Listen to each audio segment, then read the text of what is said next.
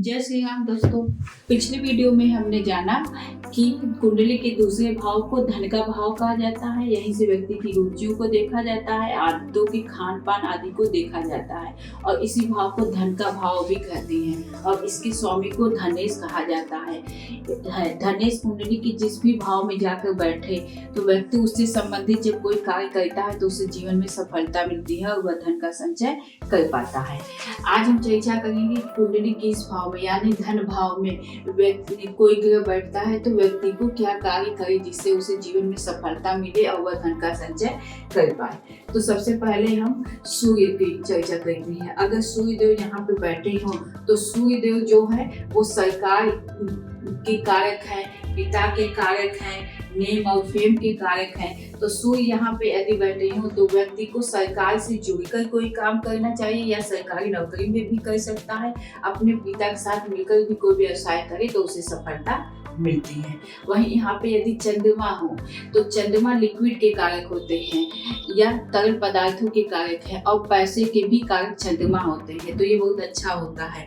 तो व्यक्ति यहाँ पे जब चंद्रमा बैठे हो तो जल से संबंधित, दूध से संबंधित, खान पान से संबंधित, हीलिंग करके अगर कोई कार्य करे तो उसे सफलता मिलती है और वह धन का संचय कर पाता है। चंद्रमा के अब बाद आते हैं अब मंगल देव क्योंकि देवताओं के सेनापति कहे जाते हैं और यह अग्नि तत्व के कारक होते हैं। यदि यहाँ पे मंगल बैठे हो तो व्यक्ति को मिलिट्री में, पुलिस में, डिफेंस में आदि में जाना चाहिए, तब उसे सफलता मिलती है। साथ ही यदि वह खेल कूद से संबंधित कोई व्यवसाय करता है या खेल कूद में ही चला जाता है, खेल कूद को अपना करियर बनाता है तो भी उसको सफलता मिलती है। इसके साथ ही वह मैकेनिकल इंजीनियरिंग कर सकता है, डॉक्टर भी बन सकता है यदि यहाँ पे मंगल बैठे हैं।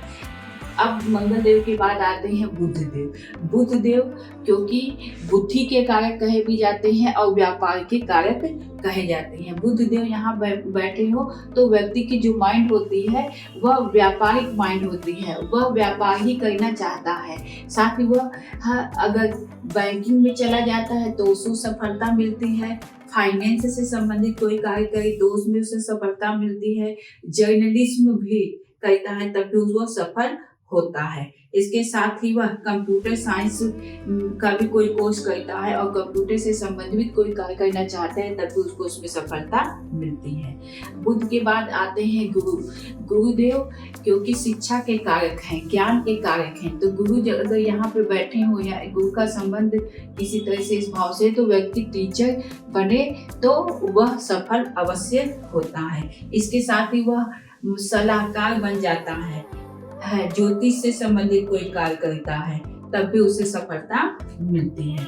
यहाँ पे शुक्रदेव है, सौंदर्य के स्वामी कहे जाते हैं। तो व्यक्ति यदि सौंदर्य से संबंधित कार्य करे, महिलाओं के सौंदर्य प्रसाधन जो आते हैं जैसे ब्यूटी पार्लर हो गया या महिलाओं के वस्त्र हो गए या पुरुषों के भी वस्त्र हो गए, साथ ही ज्वेलरी से संबंधित जब कार्य करता है तो उसमें उसे सफलता मिलती है। शुक्रदेव साथ ही आपको कोई ऐसा गुरु भी देते हैं जैसे आप पेंटिंग में आपको रुचि लगे तो उससे संबंधित व्यवसाय कर सकते हैं, डांसिंग में जा सकते हैं, म्यूजिक में, संगीत के क्षेत्र में जा सकते हैं, तभी आपको सफलता मिलेगी। अगर यहाँ पे शनिदेव बैठे हों तो शनिदेव थोड़ा मेहनत करवाते हैं, इसलिए अगर व्यक्ति लेबर इंडस्ट्री से संबंधित कोई काम करे, मतलब अपने अंदर में कई लेबरों को रख के कोई कार्य करवाता है तब भी उसमें सफलता मिलती है। यहाँ पे यदि राहु बैठे हों तो राहु राजनीति के कारक होते हैं, व्यक्ति राजनीति से में भी जा सकता है। इसके साथ ही information technology, internet, graphics designing आदि करके भी व्यक्ति धन का संचय कर सकता है। यहाँ पे केतु बैठे हों तो केतु देव भी क्या है, अगर केतु यहाँ पे बैठे हैं तो व्यक्ति को मैथ अवश्य लेना चाहिए क्योंकि केतु देव जिनका केतु अच्छा होता है उसकी गणित बहुत ही अच्छी होती है। तो मैथ का टीचर बन जाए, मैथमेटिक्स से बीएससी एमएससी करके प्रोफेसर भी बन सकता है, ऑपरेटिंग सिस्टम में जा सकता है, मिलिट्री में जा सकता है, टीचर भी बन सकता है और रिसर्च भी करे तो फिर उसको सफलता मिलती है और वह जीवन में धन का संचय कर पाता है। धन्यवाद दोस्तों।